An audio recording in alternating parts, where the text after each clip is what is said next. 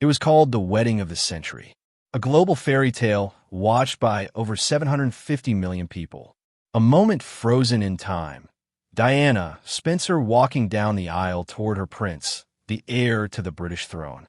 But behind the royal spectacle, something far darker was unfolding. A painful truth whispered behind palace walls that nearly stopped the ceremony before it began.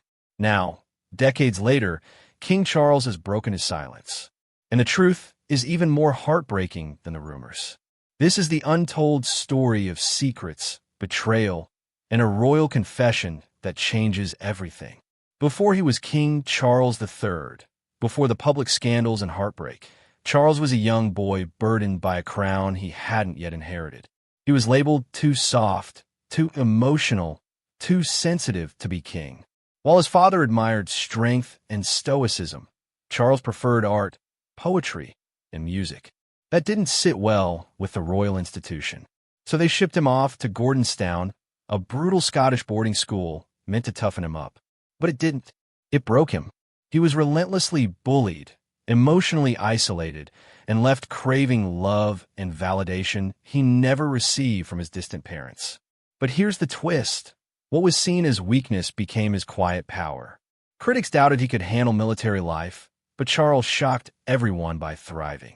He excelled in the Royal Air Force, even earning the prestigious Double Diamond Award for top pilot in his class. Beneath his gentle demeanor was fierce determination.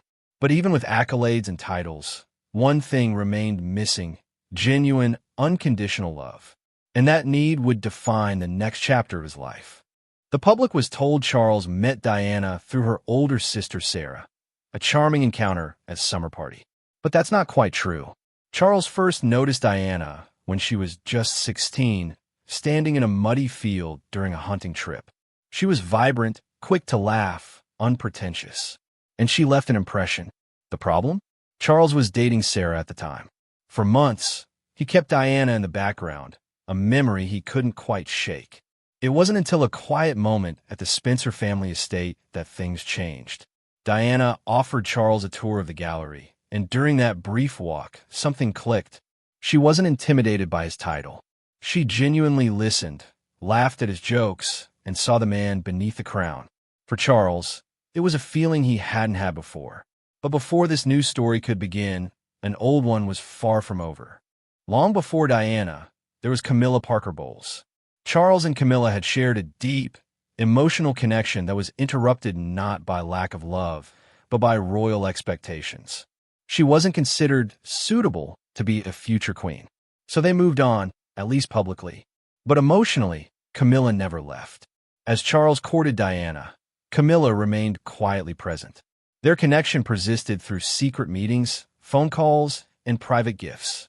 Just days before the wedding, Diana discovered a bracelet Charles had custom-made for Camilla. It was engraved with their pet names, Fred and Gladys. Diana was shattered. The wedding hadn't even happened yet, and already her fiancé was making intimate gestures to another woman.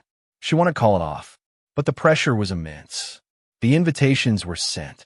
The world was watching. The monarchy couldn't afford a scandal, and so she walked down the aisle, heartbroken but hopeful. The night before the wedding, Diana was alone in her room, trying to make sense of her future. Then Charles came to visit. What he said would scar her forever. According to those closest to Diana, Charles confessed that he didn't love her, not the way she loved him. Worse, he admitted he still loved Camilla. Diana, just 19 years old, asked him a simple question: "Why are you marrying me then?" His answer? "Because it's my duty. The monarchy needs heirs." It was a brutal truth. Not love, not choice, but obligation. That night, Diana considered walking away. But she stayed, believing, somehow, that she could win his heart over time. On July 29th, 1981, the world watched what appeared to be a royal love story. But underneath the glittering gowns and grand processions, everything was falling apart. Diana made a quiet rebellion, refusing to say she would obey Charles and her vows. Charles, visibly tense, slipped during his own. Body language experts would later call it the most uncomfortable wedding ever filmed. Then came the famous balcony kiss. Millions watched in awe But photographers close to the couple noticed something chilling. Diana leaned in with joy. Charles flinched. The kiss was awkward, strained, lacking any real affection. The fairy tale was already cracking, and Diana knew it. Their honeymoon should have been a time of bonding. Instead, it exposed the emotional distance between them. In a now infamous interview, when asked if they were in love, Diana smiled and said yes. Charles's response? Whatever love means. It was a throwaway comment for him, but a dagger for Diana. She had married for love. He had married for duty. Desperate to fix things, Diana immersed herself in royal duties, hoping to earn his affection. But it was a losing game, because Charles was still seeing Camilla. At a party where all three were present, Diana confronted Camilla directly. "I know what's going on between you and Charles," she said, her voice calm but firm. Camilla's reply? "You have everything. What more could you want?" Those words cut deep. Diana didn't want wealth or fame. She wanted a faithful husband, a real marriage. But what she got instead were leaked phone calls, intimate, graphic recordings between Charles and Camilla that shocked the world and left no doubt about where his heart truly was. By the early 90s, rumors were impossible to ignore. So Charles did something unthinkable. In a television interview broadcast around the world, he admitted the affair. He confirmed everything Diana had endured in silence. When asked if he had been faithful, Charles said yes, until the marriage had irretrievably broken down. No apology, no remorse, just a confirmation that Diana had been right all along. Her reaction? Devastation, betrayal, public humiliation.